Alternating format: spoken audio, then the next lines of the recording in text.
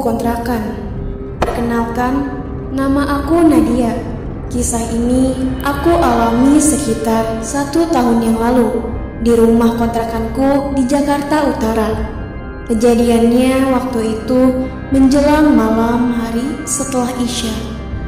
Waktu itu menjelang maghrib, ibu dan adik-adikku pergi ke rumah nenek diantar oleh supir. Namun, aku tetap tinggal di rumah yang sudah disewa ayahku ini. Sebenarnya, ibuku sudah mengajakku, tetapi sepertinya aku sangat malas. Setelah ibuku pergi, aku main internet sambil mencari cerita-cerita lucu. Aku memang hobi dengan humor dan hal-hal yang berbau mistis. Ya, mungkin secara sudut pandang kedua, hal tersebut 180 derajat berbeda. Namun ini bukan hal yang penting dan aku masih harus melanjutkan ceritanya. Agak lama aku internetan dan ternyata sudah waktu sholat Isya. Aku lalu mengambil air wudhu dan kemudian sholat. Setelah selesai, aku mematikan laptop dan berbaring di atas kasur. Sebenarnya aku ingin menonton TV, tetapi TV di rumahku rusak. Jadinya aku hanya berbaring saja di atas kasurku. Karena bosan, aku kembali terbangun dan berjalan menuju ke teras di bagian depan rumahku. Namun, sudah hampir 2 jam ibu dan adik-adikku belum juga kembali. Aku pun menunggu sambil membaca novel. Jam 9 malam, aku berjalan kembali ke dalam rumah menuju kamarku. Dan kemudian tiduran di atas kasurku sambil membaca-baca teman-temanku di grup horor.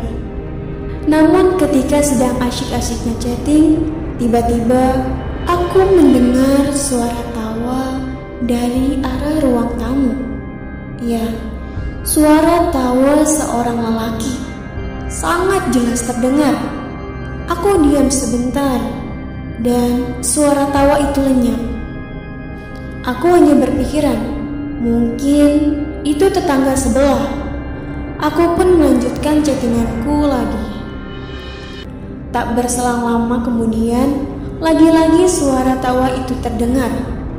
Aku kembali terdiam sejenak, hingga tiba-tiba pintu kamarku seperti diketuk oleh seseorang, diikuti oleh suara benda jatuh dari arah dapur. Spontan, aku langsung berteriak dan berlari ke teras. Aku mencoba menenangkan diri. Aku terus menunggu ibuku di luar sambil ketakutan. Aku tidak berani masuk lagi ke dalam rumah. Pintu depan masih terbuka, aku tak berani menutupnya. Aku hanya diam di kursi rotan sambil membaca novel yang kusimpan di meja teras. Jam 10 malam, setelah hujannya reda, aku berjalan-jalan ke depan dan hanya berputar-putar di tempat parkir di depan rumah kontrakanku. Di tengah tempat parkir terdapat pohon lengkeng. Aku langsung duduk pada sebuah bangku kayu di bawahnya, sambil berharap ibuku segera pulang. Namun, secara tak sengaja aku menoleh ke sebelah kiri, ke arah rumah tetanggaku. Di depan rumah itu ada sebuah pohon rambutan yang sangat besar dan rimbun. Dan apa itu? Sepertinya aku melihat sesuatu yang melayang di dekat pohon itu. Setelah kulihat semakin dekat, astaga, kuntilanak. Ya, sosok itu kuntilanak. Tubuhku lemas, kakiku bergetar. Aku pun terjatuh. Saat aku terjatuh, sosok itu menghilang. Aku mencoba berdiri, lalu berlari menuju teras. Hingga tak lama kemudian, ibuku pulang. Aku langsung memeluk ibuku sambil menangis. Ibuku bingung dan bertanya kepadaku apa yang terjadi.